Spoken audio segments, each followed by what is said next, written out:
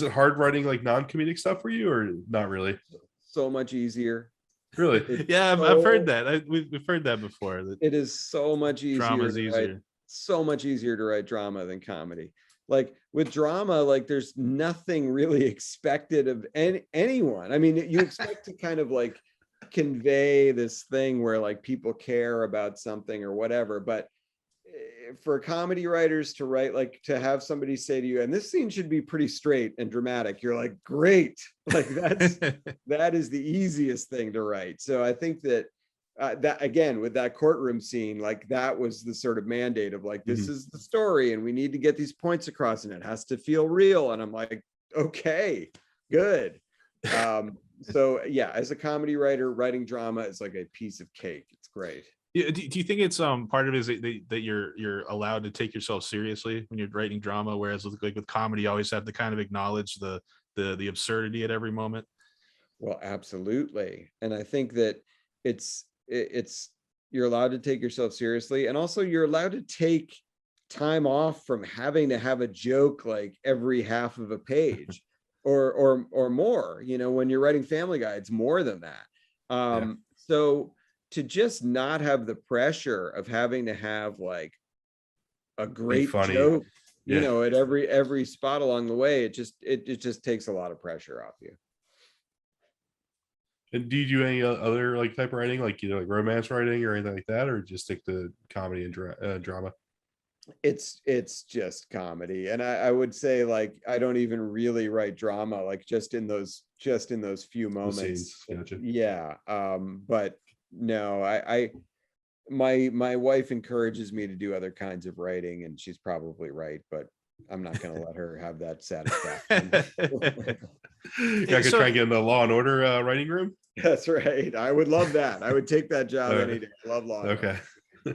Something that I kind of find interesting is that like people that are real comedy fans, and, you know, and like comics and stuff like that, their sense of humor is a little bit more, I guess, developed, and you know they're not as likely going to be like laughing at hacky jokes and stuff like that because they've heard it all before.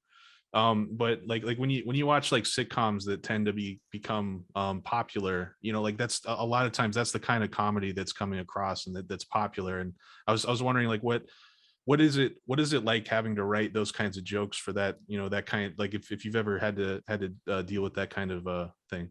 I have, and again, it's incredibly liberating. It's almost it's almost like the drama thing we were talking about before, where it's like, oh, you only want this level of comedy, like down here, the stuff of like sort of like that went well, you know, like those kind of jokes. Like if you want to have that went well and check please, and you know, all those kinds of jokes, like, you know, that we can do that in our sleep. So when you get a show like, I mean, and I don't want to shit on Friends, like Friends was a little bit better than that. Like it was a little better. Yeah. They had legitimately.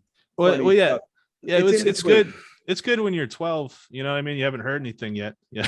Well, it's funny. I sort of have an existential crisis with Friends because it was hugely popular when I was in my 20s, and I think by the end of it, I was totally like sick of it and over it, and felt like it was hacky bullshit and syrupy, and I didn't care about the soap opera angles of it, the romance. I did not care. And I always sort of dismissed it in my mind. And now, of course, as everyone knows, it's on HBO Max now, so you can watch it. So just for fun, I started rewatching some of it, and I was like, it's actually a lot better than I gave it credit for. But a lot of the magic is in the casting. Like they cast like an incredible group of people who could all nail like their style of jokes. So I have to give them begrudging credit after many years that they actually did do a very good job. But that said, I still feel like it would have been an easier writer's room to be in than like Family Guy or something. Yeah. Because, you know, Family Guy, you're always charging for like the crazy or like the out there or the hurtful or the, you know, the something like that. Whereas Friends, you could do nice people comedy. Why do you think that's more popular for the masses? Well, I think it's easier for them to understand. Like it always, that's the thing. And like, I'm sure you guys have some version of this, you know, with maybe people, you know, if you're hanging out in a group with like a 5 or 6 people and you're all watching something and like 4 of them bust out laughing at some like hacky thing and you're like, what, why the fuck are you laughing at that? But then you just have to, at a certain point, acknowledge that like, that's what more of the population wants to see. And not everybody's like as dark and weird as you are. So you have to acknowledge that some people are just kind of happy in their lives and just want to be made to laugh with something pretty simple.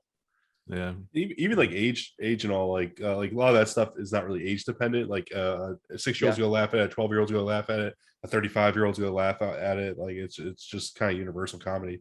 Totally right. Yeah.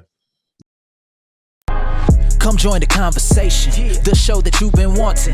Keep it real with no filter.